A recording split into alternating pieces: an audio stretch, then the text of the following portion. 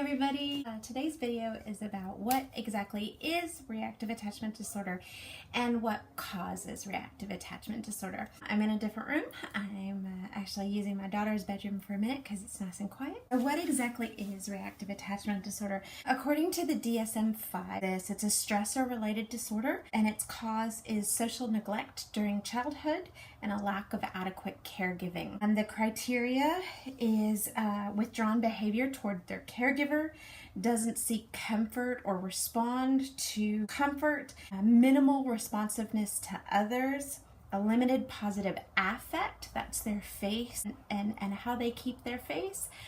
Most people walk around, even if they have RBF, they walk around with a positive face. Children with reactive attachment disorder have a tendency to have just a very blank affect on their face. Unexplained irritability, sadness or fearfulness, extreme insufficient care before 5 years old. Extreme insufficient care before 5 years old. No basic emotional needs met in that time, or very little basic emotional needs met at that time. Repeated changes of primary caregivers, or actually being institutionalized with a high child caregiver ratio. There is a sister disorder listed in the DSM-5, which is called disinhibited social engagement disorder. For my intents and purposes on this channel, they are pretty much the same thing. They have different aspects. The way I view R.A.D is this, and it's a little bit different than medical professionals, so I want to warn you, I am not a medical professional. I do not have a degree in anything.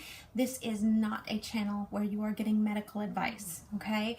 This is me talking to parents or people who have children with reactive attachment disorder in their life and trying to make it so that you can understand what it is, that your friends can understand what it is, so that you have some idea of what is going on with your child and what is going on with you, because it really does affect the primary caregiver.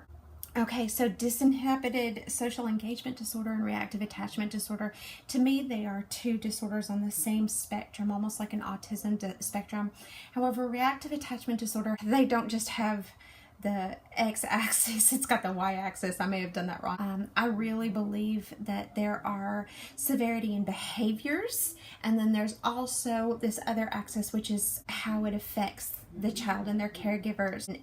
And so I think there's this whole world, in my perspective and in my view and in my experience, there's a whole world of different things that happen when a child has reactive attachment disorder. I have some symptoms and signs that I wanted to go over with you. They've been compiled from a bunch of different sources. And honestly, I've seen a lot of them. I do have 2 children with reactive attachment disorder, and so I've seen a lot of these symptoms and signs, and we will be going over them later in different videos and what these really actually look like in real life, not just written on paper. Okay, so superficially engaging and charming, lack of eye contact on parents' terms. Not on staff members' terms, not on teachers' terms, on parents' terms. Indiscriminately affectionate with strangers, but they're not cuddly with their primary caregiver. In fact, it seems like they almost have an aversion to touch. Destructive to self, to others, and to property or materials. Cruelty to animals. Crazy lying. When I say crazy lying, I'm talking the sky is pink. No, it's not, it's blue. No, it's pink. I know it's pink. Stealing. No impulse control whatsoever. A lot of children with reactive attachment disorder have learning lags, even though their IQ might be off the charts. There's a huge lack of cause and effect thinking. And we'll get into that more, but what do I mean by cause and effect thinking? If I push this boy, he's going to get mad. That doesn't register in a child with R.A.D's brain. They just want to push the boy, so they push the boy. They don't understand the effect that it will have. A lack of conscience. If they push the boy and they actually cause harm, they don't really have an empathetic nature toward that child that they hurt. Abnormal eating patterns, either gorging or not eating at all. Poor peer relationships. You'll see a child with reactive attachment disorder has a tendency to keep themselves back, watching others, observing others, but not really engaging with other children or other adults.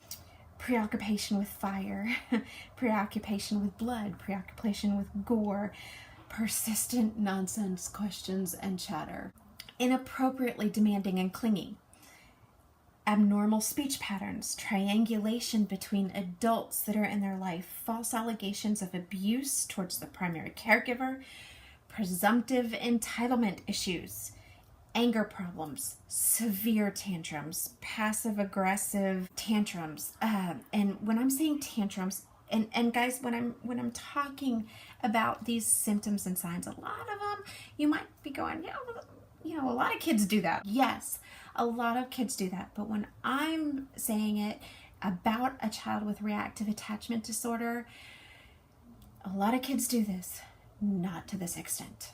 And unless you live with a child with R.A.D, you have no clue. Temper tantrums can literally last for days. I mean, straight days, the kid not sleeping, the caregiver not sleeping as things are being thrown all over the place. Severe temper tantrums. But their temper tantrums might be very passive aggressive. Instead of acting out and throwing a huge temper tantrum like you would expect from a toddler, it could be, I'm mad at that kid, but I don't want anyone to see that I'm mad at that kid. So when I say hi to him, I'm going to give him an extra hard high five. And just, enough so that it stings, but it's purposeful. Control issues, and this is the root of almost everything. Control issues. Disobedient, defiant, argumentative, like a 2-year-old on crack, y'all. Like just so much. So how common is reactive attachment disorder? Professionals will tell you it's rare. In fact, in my Tri-County area, the professionals will tell you that R.A.D is so rare that there's no one in our community that has it. Not true. If you go back to one of the causes of it where I said repeated changes of primary caregivers and abuse and neglect in the first 5 years, what happens is in the foster care system is there can be, there's not always, and I am no way, shape, or form blaming foster parents for this, but kids get passed along a lot sometimes, and when they do, they have a very impermanent sense of self. They have an impermanent sense of the world. That can cause reactive attachment disorder. Reactive attachment disorder is at its core an unbelievable amount of rage, because way in the brain stem, these babies have no attachment. When a mama is holding a baby, what do? They hold the baby in their arms. They have that touch. Well, these children didn't get enough of gentle, loving touch. They have eye contact. And these children didn't get gentle, loving eye contact. They get fed with a bottle or breastfed, and formula and breast milk, it's sweet and it's nurturing. When a baby cries and you have a baby in your care, what do? You go and find out why it's crying. These children, for whatever reason, didn't get their needs met. And so they ended up not trusting. In the very base of their brain, they don't trust people who are supposed to be taking care of them to actually take care of them. They feel like they have to be in control of every little thing, because if they're not, if they trust somebody, they're gonna get hurt. And it literally is a matter of life and death way back in the base of their brain. They don't understand that when they're in a loving home, a mom can give you some food and it's not going to be poisoned. Or a mom wants to take care of you. They cannot trust a primary caregiver to take care of them because their needs weren't met. Now, it doesn't just happen in foster care. It happens in orphanages. And guys, it can happen in other situations too.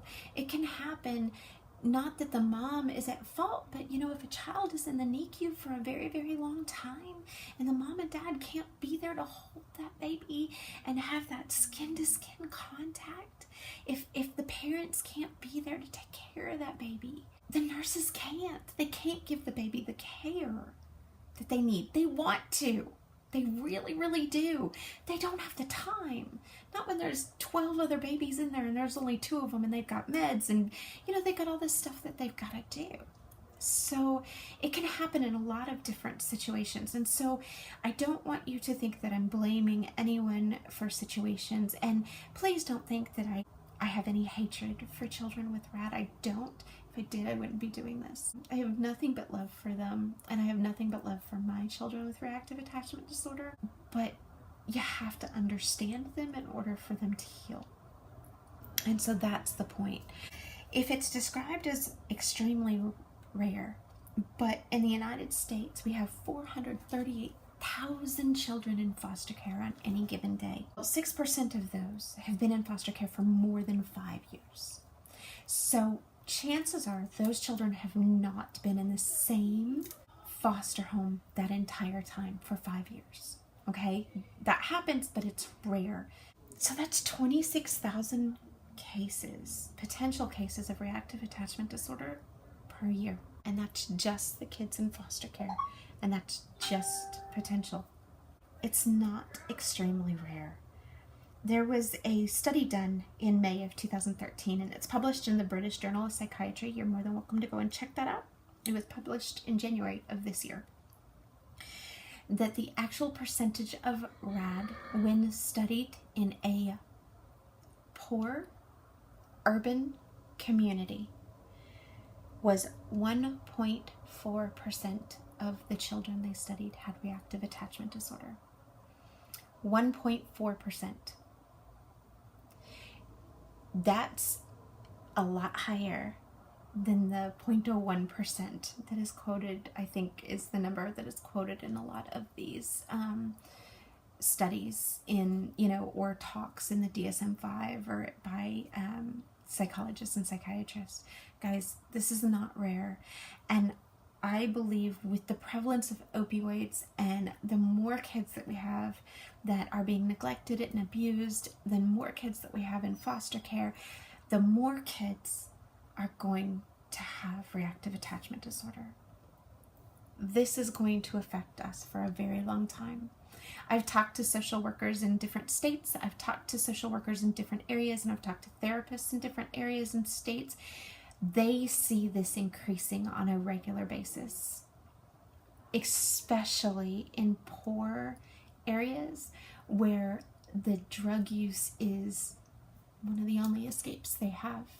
It's becoming more and more prevalent, and we need to educate ourselves about what it is and what causes it,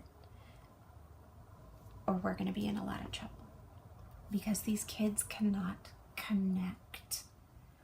They struggle to connect with anyone. Both of my children with reactive attachment disorder have admitted in therapy and to me that they have no true connection with anyone.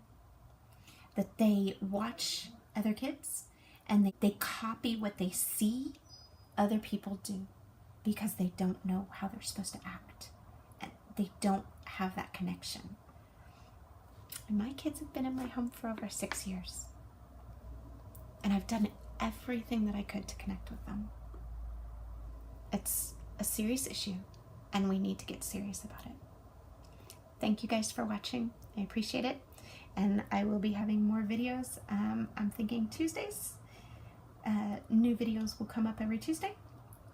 And we are going to start going into the different signs and symptoms of reactive attachment disorder and what that looks like in real life. So, thanks. Have a blessed day. Thanks for watching. Bye.